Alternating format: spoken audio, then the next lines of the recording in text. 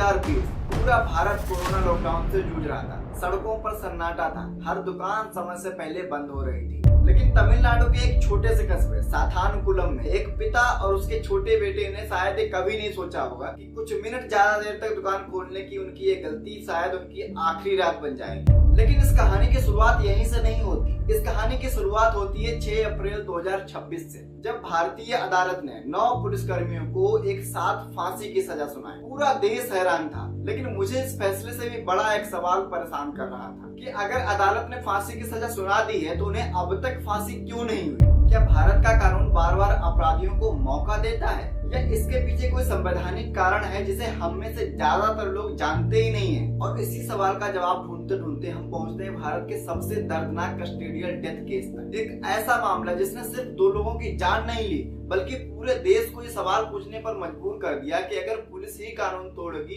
तो नागरिक की रक्षा कौन करेगा? और कैसे एक साधारण गिरफ्तारी भारत के सबसे चर्चित मानव अधिकार मामले में बदल गई। आइए से शुरुआत से समझते हैं। 19 जून 2020 तमिलनाडु का एक छोटा सा कस्बा साथानकुलम। कोरोना लॉकडाउन अपने चरम पर था और सरकार ने एक नियम फिक्स किया था कि दुकानें किस टाइम तक खुलेंगी और किस टाइम पर बाजार बंद हो जाएगा। इसी कस्बे में जयराज और उनका एक छोटा बेटा बेनिक्स एक मोबाइल रिपेयरिंग की और इलेक्ट्रॉनिक्स की दुकान चलाते थे। उस शाम उनके ऊपर आरोप लगा था कि उनकी दुकान तय समय से 15 मिनट तक ज्यादा देर तक खुली रही। बस यहीं से सब कुछ बदल गया। पुलिस पहुंची उनकी दुकान पर और उनकी कुछ बहस हुई और कुछ ही देर में पिता और बेटे दोनों को थाने ले जाया गया। आसपास के लोगों को लगा कि कुछ देर तक पूछताछ होगी और वापस घर आ जाएंगे। आखिर ऐसा पहली बार नहीं हुआ था कि किसी दुकानदार को लॉकडाउन के नियम तोड़ने की वजह से गिरफ्तार किया गया हो। लेकिन उस रात जो हुआ था उसने पूरे देश को हिला दिया। अगले दिन जब परिवार वालों ने उन दोनों को देखा तो उनके शरीर पर चोटों के भारी निशान थे। उनको चलना भी मुश्किल हो रहा था, उठने बैठने में भी दिक्कत हो रही थी और यहाँ तक कि बोलने में भी मुश्किल हो रही थी। और कुछ ही समय बाद देखा गया कि बेटा बेनिक्स की मौत हो गई और उसके बाद पिता जयराज ने भी दम तोड़ दिया।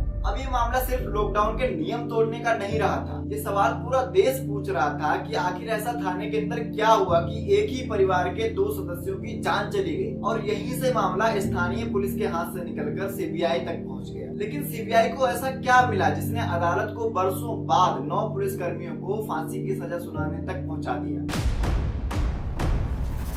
और यहीं से इस कहानी का सबसे बड़ा भयावह अध्याय शुरू होता है। हालांकि शुरुआत में ये मामला स्थानीय पुलिस के हाथ में था, लेकिन जैसे जैसे सवाल बढ़ते गए वैसे वैसे स्थानीय पुलिस पर लोगों का भरोसा कम होता गया। पूरे देश में न्याय की मांग उठने लगी और आखिरकार जांच सीबीआई को सौंपी गई। अब सवाल सिर्फ इतना नहीं था कि जयराज और बेनिक्स की मौत कैसे हुई। अब सवाल ये था, क्या थाने के अंदर कानून के रक्षक ही कानून के भक्षक हो गए थे? सीबीआई ने एक एक गवाह से बात की, मेडिकल रिपोर्ट चेक की, पोस्टमार्टम रिपोर्ट का भी अध्ययन किया और थाने का भी निरीक्षण किया। और जो तस्वीर सामने आई वो बेहद भयावह थी। सीबीआई का आरोप था कि पुलिस हिरासत में इनके साथ बड़ी बर्बरता के साथ, क्रूरता के साथ मारपीट की गई। और सिर्फ इतना ही नहीं, जांच एजेंसियों के द्वारा आरोप लगाया गया कि बाद में मेडिकल प्रक्रिया और रिकॉर्ड्स को प्रभावित करने की भी कोशिश की गई, यानी कि सबूत मिटाने की भी कोशिश की गई ताकि सच्चाई बाहर ना सके। यानी ये मामला सिर्फ हिरासत में हुई मौत का नहीं था, इन पर आरोप थे हत्या के, सबूत मिटाने की कोशिश, झूठी रिपोर्ट बनाने की कोशिश और कई लोगों की मिली भगत। सीबीआई की चार्जशीट ने इस मामले को भारत के सबसे चर्चित कस्टोडियल डेथ केस में शामिल कर दिया। लेकिन इस पूरी कहानी में मुझे सबसे ज्यादा हैरान करने वाली बात कुछ और लगी, क्योंकि ये पहली बार नहीं था कि पुलिस हिरासत में मौत का आरोप लगा हो। सुप्रीम कोर्ट ऑफ इंडिया इस समस्या को लगभग 30 साल पहले ही पहचान चुका था और इसके लिए पहले ही ऐसे नियम बना दिए थे कि जो ईमानदारी से अगर माने जाते तो शायद ऐसी घटनाएं कभी नहीं होती। लेकिन वो नियम क्या थे, और अगर वो पहले से ही नियम मौजूद थे तो इस मामले में उनका पालन क्यों नहीं किया गया? और यहीं से शुरू होती है डीके वासु बनाम स्टेट ऑफ वेस्ट बंगाल की वो ऐतिहासिक कहानी। लेकिन ये पहली बार नहीं हुआ था कि भारत में पुलिस हिरासत में किसी की मौत हुई हो। ये घटनाएं पहले भी हो चुकी थी और यही वजह है कि 1997 में सुप्रीम कोर्ट के सामने एक ऐसा मामला आया। डीके वासु बनाम स्टेट ऑफ वेस्ट बंगाल की ये कहानी किसी एक व्यक्ति की नहीं थी। ये एक सवाल था, क्या पुलिस किसी को भी गिरफ्तार करके उसके साथ कुछ भी कर सकती है? और सुप्रीम कोर्ट का जवाब था नहीं। और यहीं से गिरफ्तारी के सारे नियम बदल गए थे। सुप्रीम कोर्ट ने कहा था,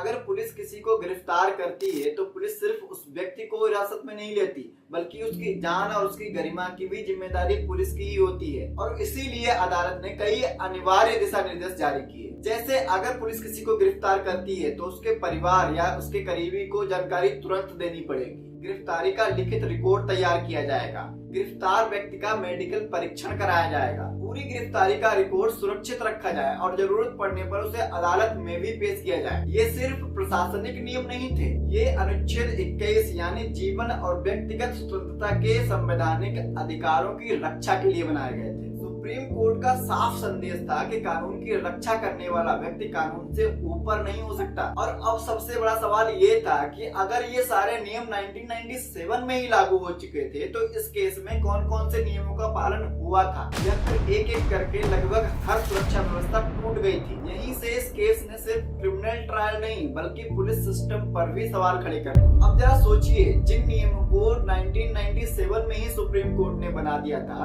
और उन नियमों का सही से पालन किया गया होता तो क्या ऐसी घटनाएं सामने आ सकती थी? आइए इन नियमों को एक एक करके समझते हैं। अगर किसी व्यक्ति को गिरफ्तार किया जाए तो उसके परिवार या उसके करीबी को तुरंत सूचना दी जानी चाहिए। ऐसा क्यों? ताकि कोई भी व्यक्ति पुलिस हिरासत में बिना किसी जानकारी के गायब न हो जाए। गिरफ्तारी का एक लिखित रिकॉर्ड यानी अरेस्ट मेमो तैयार किया जाए जिसमें समय, जगह और गवाह का उल्लेख हो ताकि तथ्य को बाद में बदला न जा सके। गिरफ्तार व्यक्ति का नियमित मेडिकल परीक्षण, अगर किसी व्यक्ति को गिरफ्तारी के समय चोट लगी हो तो उसका रिकॉर्ड तुरंत बन जाए और बाद में कोई सच्चाई छिपाई न जा सके। सुप्रीम कोर्ट ने ये नियम सिर्फ कागज भरने के लिए नहीं बनाए थे, इनका उद्देश्य था पुलिस हिरासत में व्यक्ति की जान बचाना। और अब सीबीआई की जांच में यही आरोप थे कि इस मामले में हिरासत के दौरान गंभीर अत्याचार हुआ और बाद में इसकी प्रक्रिया पर भी सवाल उठे। यानी यही वो बिंदु थे जिनकी वजह से ये मामला अदालत में एक साधारण गिरफ्तारी से उठ करके कस्टोडियल टॉर्चर बन गया। और शायद यही वो कारण था कि बरसों तक चली कार्यवाही के बाद ट्रायल कोर्ट ने एक ऐसा फैसला दिया जिसने पूरे देश का ध्यान खींच लिया। 9 पुलिसकर्मियों को फांसी की सजा।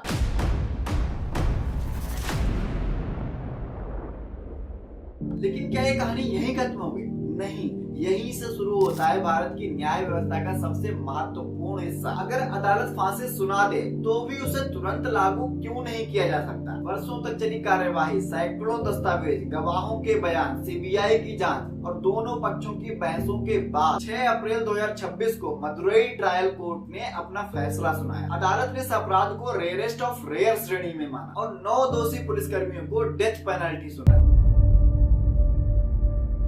अदालत का संदेश साफ था कि अगर कानून की रक्षा करने वाला ही कानून तोड़ने लग जाए तो उसका अपराध उससे भी ज्यादा गंभीर होगा। और आज पूरे देश में इस फैसले की चर्चा हो रही है। बहुत लोगों को लगा कि अब मामला खत्म हो गया, दोषियों को फांसी मिल गई, लेकिन यही भारत की न्याय व्यवस्था का सबसे महत्वपूर्ण सिद्धांत शुरू होता है। भारत में ट्रायल कोर्ट का डेथ सेंटेंस अंतिम फैसला नहीं होता। क्यों? क्योंकि किसी भी व्यक्ति का जीवन छीन लेने से पहले कानून ये सुनिश्चित करता है कि कहीं न्याय में 1% भी गलती न रह जाए। इसलिए डेथ पेनल्टी वाले हर मामले की हाईकोर्ट द्वारा दोबारा पूरी तरह जांच की जाती है और इसे कहते हैं कानूनी भाषा में कन्फर्मेशन ऑफ प्रोसीडिंग। यानी हाईकोर्ट सिर्फ सजा नहीं देखता, वो पूरा मामला ही शुरू से आखिर तक दोबारा पढ़ता है। और तब भी मामला यहीं समाप्त नहीं होता है। इसके बाद सुप्रीम कोर्ट में अपील होती है, फिर रिव्यू पिटीशन, फिर क्यूरेटिव पिटीशन और अंत में भारत के राष्ट्रपति के पास मेर्सी पिटीशन का भी अधिकार होता है। यही कारण होता है कि ट्रायल कोर्ट के द्वारा डेथ पेनल्टी सुनाने के बाद भी तुरंत फांसी के ऊपर नहीं चढ़ाया जाता, क्योंकि भारतीय संविधान ये कहता है कि किसी भी व्यक्ति को गलती से भी मृत्यु दंड न दिया जाए। लेकिन अब एक आखिरी सवाल बचता है, क्या इतना लंबा कानूनी सफर वाकई न्याय को मजबूत बनाता है या फिर पीड़ित परिवार का इंतजार और भी लंबा कर देता है? और यहीं से इस मामले का सबसे बड़ा सबक सामने आता है। इस कहानी में सबसे दुखद बात 2 लोगों की मौत ही नहीं थी, सबसे दुखद बात ये भी थी कि जिन लोगों पर जिम्मेदारी थी कानून की रक्षा करना और उन्हीं लोगों पर आरोप लगा कानून को तोड़ने का। लेकिन इस मामले ने भारत को सिर्फ दर्द नहीं दिया, इसने एक बहुत बड़ा सबक भी दिया कि कानून किसी भी व्यक्ति से बड़ा हो सकता है, चाहे आप एक साधारण व्यक्ति हो, चाहे आप वर्दीधारी पुलिसकर्मी हो। और अगर कोई कानून तोड़ेगा तो उसे एक दिन अदालत के सामने खड़े होकर जवाब देना पड़ेगा। और इस कहानी का एक दूसरा पहलू भी है जो शायद इससे भी ज्यादा महत्वपूर्ण है। अगर पुलिस आपको कभी गिरफ्तार करती है तो याद रखिए, आपके अधिकार गिरफ्तारी के साथ खत्म नहीं हो जाते। भारत का संविधान हर व्यक्ति को अनुच्छेद 21 में जीवन और व्यक्तिगत स्वतंत्रता का अधिकार देता है और डी.के. बासु जजमेंट ये सुनिश्चित करता है कि पुलिस हिरासत में भी आपकी सुरक्षा और गरिमा बनी रहे। और इसीलिए अगर कभी आपकी गिरफ्तारी हो तो ये अधिकार किसी अधिकारी की मेहरबानी नहीं होंगे, बल्कि आपके ये संवैधानिक अधिकार होंगे। और अब अब मैं आपको उस सवाल पर वापस ले चलता हूँ जिस सवाल से वीडियो की शुरुआत हुई थी। अगर ट्रायल कोर्ट ने फांसी की सजा सुना दी तो आज भी फांसी क्यों नहीं हुई? अब इसका जवाब शायद आप जानते हैं, क्योंकि भारत की न्याय व्यवस्था किसी भी अपराधी को सिर्फ सजा देने के लिए नहीं बनी, बल्कि ये सुनिश्चित भी करता है किसी भी निर्दोष व्यक्ति को गलती से भी सजा ना हो जाए। और इसीलिए ये सारे चरण हमारी न्याय व्यवस्था के एक महत्वपूर्ण हिस्सा है। अब एक आखिरी सवाल आपसे, इतने नियम, इतने कानून और सुप्रीम कोर्ट की स्पष्ट गाइडलाइन के बावजूद भी अगर ऐसी घटनाएं घटती हैं तो उसका जिम्मेदार कौन है? तो क्या समस्या सिर्फ कानून की है या समस्या कानून को लागू करने में भी है? अपने विचार कमेंट में जरूर बताएं, क्योंकि लोकतंत्र सिर्फ चुनाव से नहीं चलता, लोकतंत्र जागरूक नागरिक से भी चलता है। और मैं अश्वनी त्रिवेदी, मिलते हैं नए केस स्टडी के साथ।